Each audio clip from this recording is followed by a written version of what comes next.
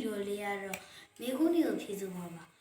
comment မှာဝင်မှတ်ပေးပါဘသူကဘယ်နှပုံမှန်တော့လဲဘသူကဘယ်နှပုံတော့ဝင်မှတ်ပေးမှာကျွန်တော်နေကောင်းဖြစ်နေလို့ပါဒီမရရှိနေခုနပါဗျာခဏကျွန်တော်ခုလုံးမဲ့ဗီဒီယိုကလည်းကိုကြည့်ဆုံးရဲ့ဗီဒီယိုပါအဲဒါကိုပြည့်စုံတွေ့ကျွန်တော်တို့ခွင့်လို့ပြပါလို့အားလေးပြောချင်ပါတယ်နီယိုဒီဗီဒီယိုတို့လိုက်ရဖို့ညီလေးက share လေးလို့အောက်ပုံမှာခေါ်ရကြနော်ဘယ်အားဖြစ် Microsoft ရဲ့ဆို Microsoft ရဲ့ဗီဒီယိုလေးလည်းရှိတယ်နော်ကဲကျွန်တော်ခုညီပေးကြပါအောင်မခေါင်းလာလေးနေပြီကဲဗီဒီယိုလေးစလိုက်ရအောင် let's go အစီအစဉ်စကြအောင်တရက်မှာတော့မေနဲ့ဘန်တို့ကပေါ့နော်ပါတီပွဲတစ်ခုကိုသွားပြီးအိမ်မှာပီတာတယောက်တည်းကြံခဲ့တယ်ပေါ့နော်သူတို့ရဲ့သားလေးပီတာတယောက်တည်းကြံခဲ့တယ်အဲ့လိုနဲ့သူတို့အိမ်ပြန်ရောက်လာတဲ့အချိန်မှာတော့ပီတာဟာအခန်းထဲမှာတေဆုံးနေရအောင်တွေးလိုက်ရတယ်တဲ့ Oh my god ကလေးလေးတေသွားတယ်ဘယ်သူတက်တာလဲအဲ့လိုနဲ့တန်တရားရှိသူ၃ကိုစစ်ဆေးမင်းမြန်းခဲ့တယ်အိမ်တော်တိုင်းရဲ့ baby sister ရဲ့ပြီးကြတော့စပိုးမူးရဲ့၃ယောက်ကိုစစ်ဆေးမင်းမြန်းခဲ့တယ် Okay အဲ့တော့ပထမဆုံးအိမ်တော်တိုင်းကရေကုန်နေတာကြောင့်နဲ့စတိုကန်ထဲမှာတဲ့ရေဘူးအစ်စ်သွားယူနေတယ်အဲ့လိုမျိုးဖြေခဲ့တယ်ပေါ့နော်အိမ်ဆောင်ကပေါ့နော်နောက်နေ့တဲ့ပီတာဝင်းမဲ့အဝေးစားတွေကိုပြင်ဆင်ပေးနေတာပါတဲ့ကလေးတိုင်းကကျတော့အဲ့လိုပြောတယ်ကလေးတိုင်းနဲ့ဖွားကြီးပေါ့စပုံကကျတော့ပီတာအတွက်နဲ့ညတာပြင်ဆင်ပေးနေကြတာဖြစ်ပါတယ်โอเคအဲ့တော့ဒီ၃ယောက်ထဲမှာဘယ်သူကပီတာလေးကိုတက်လိုက်တာလဲစုံလောက်ညသုံးပြီးရှာဖွေအဖြေထုတ်တာမှာပါအချိန်10စက္ကန့်ရမယ်နေရာတို့ကြော်လို့တင်တယ်ဘိုးလို့လည်းဘယ်မှာတင်လဲဆိုကွန်မမှာမှန်တို့ကတော့အလယ်ရလို့ပဲတင်မယ်လေယာမနိုင်ကြီးလေးရှိโอเคအချိန်စီဝိုင်းပေါ့နော်ကျွန်တော်အနေနဲ့ပြောရမယ်ဆိုရင်တော့အိမ်ထိန်းဖြစ်လိမ့်မယ်ဘာဖြစ်လို့လဲဆိုတော့ဥစားရေဘူးကုန်နေတာပြောတာရေဘူးကအများကြီးလေတည်ရမှာရေဘူးကအကြီးပြီးကြတော့သူတို့အဲ့လင်မယားတွေကမထွက်သွားခင်တော့အနောက်မှာကျွန်တော်မြင်လိုက်တယ်ရေဘူးရှိနေသေးတယ်ရေဘူးထဲမှာရေရှိသေးတယ်အဲ့တော့အိမ်ထိန်းကလိမ့်တာလိမ့်ပြီးကောင်လေးကိုတောက်သွားတာချီချီကြည့်မယ်အိမ်ကူမျိုးသမီးကနဘာမို့ရေဘူးရေစက်ကုန်နေတာဟာရမှန်သွားပြီ bro ရဲ့အိမ်ကူမျိုးသမီးကဒီရေဘူးရေစက်ကုန်နေတာအကြောင်းနဲ့ရေဘူးအစ်စ်သွားယူတယ်ပြောပြီးမယ်မိဘတွေမသွားခင်တော့ရေဘူးထဲမှာရေအပြည့်ရှိနေပါတယ်ဟာရ bro မှန်တယ် bro okay use your brain မယ်နောက်တစ်ပုတ်ထပ်ပြီးဖြည့်မယ်ပထမဆုံးကမှန်သွားပြီကျွန်တော်ကဒီလိုနောက်ကဒီလိုဥစ္စာလေးလိုချင်တဲ့သူကြောင့်ကြောက်ကြဒီလိုဥစ္စာလေးကျွန်တော်ရမ်းလို့ရပါတယ်ကျွန်တော်ကြဒီလိုဥစ္စာလေးရမ်းလို့ချင်ဒီလိုနောက်ကိုအဲကြောင့်ကျွန်တော်ခုညီပေးကြပါကျေးဇူးပြုနော်ခုညီပေးကြပါဒီအန်နီနဲ့ပီတာတို့ကပေါ့နော်ဘယ်ဓာတ်တွေကမြန်လဲဆိုပြီးစမ်းတက်ခဲ့ကြတယ်တဲ့โอเคသူတို့ကလည်းဓာတ်တွေကတစ်ခုချင်းစီကိုပေါ့နော်တပြိုင်တည်းဝင်သွားပြီးမြင်းကြီးတဲ့ကိုဆင်းလာတယ်ပင်းအဲ့လိုမြင်းကြီးတဲ့ကိုဆင်းမဲ့အချိန်မှာဘသူကစောင့်ကြည့်ရမလဲဆိုတော့တင်းကိုစောင့်ကြည့်ခိုင်းတာမယ်ပေါ့နော်ကျွန်တော်ကစောင့်ကြည့်ရမယ်ဘသူကအရင်ရောက်မလဲဆိုတော့โอเคအဲ့ဒီအချိန်မှာပဲတင်းလဲအာယုံခဏလွင်သွားပြီး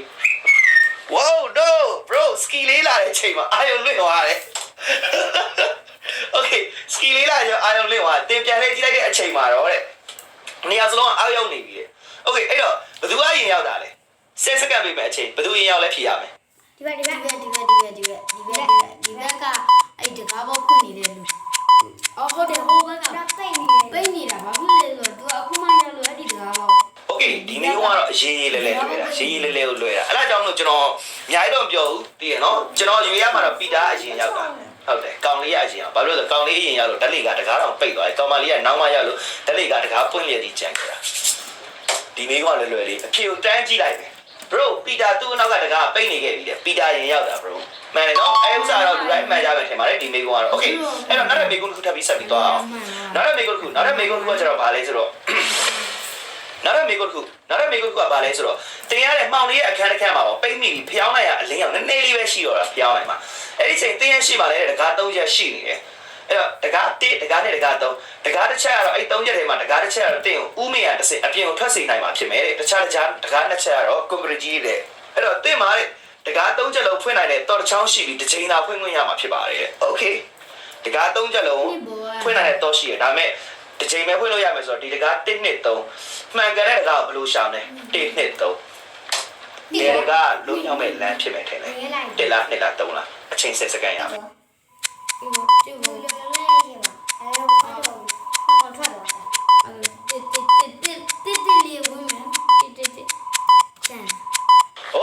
်ချိန်စီကကျွန်တော်အနေနဲ့ဘယ်ဥစားကျွန်တော်အနေနဲ့ပြောမှဆိုတော့တကား1 2 3မှန်ကန်တဲ့တကားကိုဘယ်လိုရှာမလဲအော် bro ဖျောင်းနိုင်ရှိတယ် bro ဖျောင်းနိုင်ရှိတယ်တည်သွားပြီ မန်ကဖျောင်းနိုင်လေးကိုယူပြီးတော့မှတကားနောက်သွားထားလိုက်လေတိုက်နေဆိုရင်အဲ့ဒါဥမင်လိုင်ကောင်းရှိတယ်လေမတိုက်ဘူးဆိုရင်အဲ့တကားအပိတ်ကြီးဟာ bro ဖြည့်ကြည့်ကြည့်မယ်တကားတော့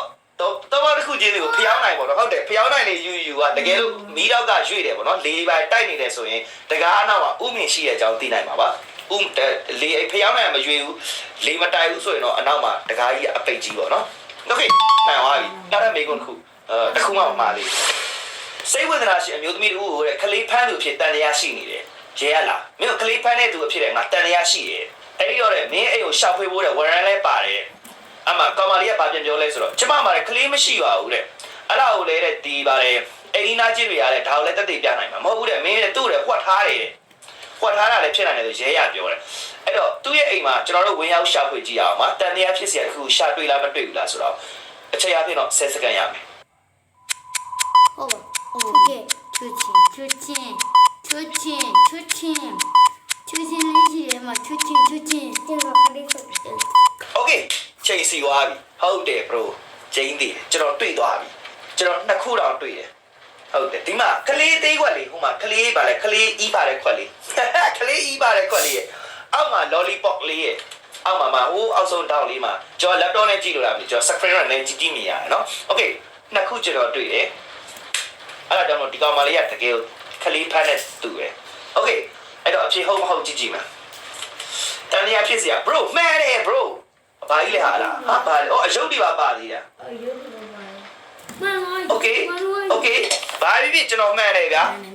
โอเคဒီထဲမှာပုံထဲမှာတန်ရဖြစ်เสียလေးကိုကျွန်တော်နှစ်ခုပဲတွေ့တယ်ဘယ်လိုပဲဖြစ်မှန်တယ်လို့ပဲသဘောထားလိုက်မယ်နှစ်လေးဆိုတော့ဘယ်သားပဲကြည့်ပေါ့အဲ့လေဒီမေကတော့တည်ပါโอเคကျွန်တော်ဒါပေမဲ့ဒီမေကိုထဲမှာ၄ခုလုံးဒီလိုမျိုးမြင်တဲ့လူကတော့တော့ဆရာကြီးပေါ့ဗျာနောက်တဲ့မေကိုလုံးထပ်ပြီးဖြည့်ကြည့်မယ်စတန်ရတဲ့24နာရီပန်းဆိုင်လေးတစ်ဆိုင်ဖွင့်ထားတယ်ပေါ့နော်သူအားတဲ့အယောင်စရေးမိုက်ကိုတဲ့ပတ်စံခိုးတယ်လို့တန်တရားရှိနေတယ်အာရုပ်ကြီးကချစ်စီတကူတော့ညနေခင်းမှာတော့သူလည်းဆိုင်ရောက်လာတယ်ပေါ့နော်ဆိုင်ရောက်လာတဲ့အချိန်မှာပတ်စံကိုချစ်ရှုစစ်စစ်ပြီးတော့နောက်တဲ့စတန်လိုက်အိမ်ပြန်လာခဲ့တယ်โอเคအေးစေးတော့အိမ်ပြန်လာတယ်အဲ့လိုနဲ့မိုက်ကလည်းညချိန်နဲ့ဝယ်သူမလာမှန်းသိနေခဲ့တယ်တဲ့โอเคဒီတော့သူလည်းအန်ဆိုရီကပတ်စံတွေအကုန်လုံးယူသွားပြီးတော့ဆိုင်ပိတ်သွားရင်းနဲ့ကာစီနိုရုံမှာတွားပြီးတော့မှသိရမလားဘာညာတွားပြီးကဲနေရပါဗျာတွားကစားတယ်အဲ့ဒီနေရတဲ့မိုက်လေးတဲ့ကန်ကောင်းတာကြောင့်လည်းအကြီးကျယ်အနိုင်ရရှိသွားတယ်တဲ့โอเคသူလည်းမနက်မိုးလင်းကစားမှာဆိုင်ကိုပြန်ရောက်လာပြီတဲ့ပိုတဲ့ပတ်စံယူထားရင်ကျန်တဲ့ပတ်စံတွေငကိုတိုင်းအန်ဆွဲတွေကိုပြန်ပြီးထည့်ထားလိုက်တယ်ပေါ့နော်မနက်မိုးလင်းစတန်ပြန်ရောက်လာတဲ့အချိန်မှာတော့ပတ်စံတွေပြန်ရီတွက်ဖို့လုပ်ရင်းနဲ့ပတ်စံတွေပြန်ရီတွက်ဖို့လုပ်နေနေပေါ့နော်ဒီပတ်စံတွေကချက်ချင်းမဲ့မိုက်ကအန်ဆွဲရဲ့ပတ်စံတွေယူထားမှသိလိုက်တယ်တဲ့โอเคအဲ့တော့စတန်မိုက်ကဘယ်လိုလုပ်ပြီးပတ်စံတွေယူထားတယ်ဆိုတော့ပတ်စံမရေးတော့ဖ ೇನೆ ဘယ်လိုသိသွားတာလဲအဲ့ဒီဥစ္စာကိုစုံနှောင်းဉာဏ်ရှိရှိနဲ့စဉ်းစားဖြေဆိုရမှာအချိန်10စက္ကန့်ရ10စက္ကန့်